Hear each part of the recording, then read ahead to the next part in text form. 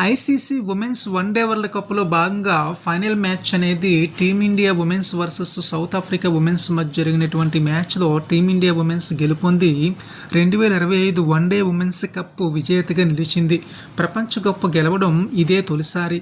South Africa toss గెలిచి bowling ఎంచుకుంది. Batting దిగినటువంటి టీమిండియా 50 ఓవర్లు ముగిసే టైంకి 7 వికెట్ల నష్టానికి 298 పరుగులు చేశారు.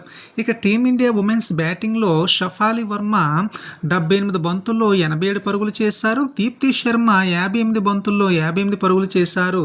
శృతి మందాన 58 బంతుల్లో 45 పరుగులు చేశారు.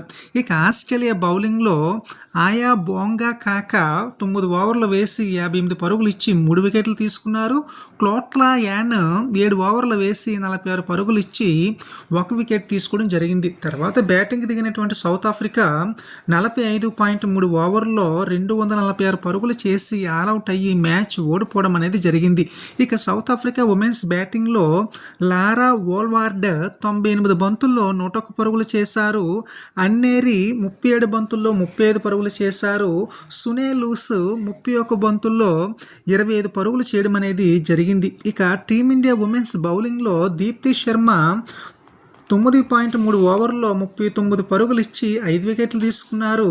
షఫాలి వర్మ 7 ఓవర్లు వేసి 36 పరుగులు ఇచ్చి 2 వికెట్లు తీసుకోవడం జరిగింది. ఇక ప్లేయర్ ఆఫ్ ది మ్యాచ్ అనేది షఫాలి వర్మకి ఇచ్చారు. ప్లేయర్ ఆఫ్ ది టోర్నమెంట్ అనేది దీప్తి శర్మకి ఇవ్వడం జరిగింది.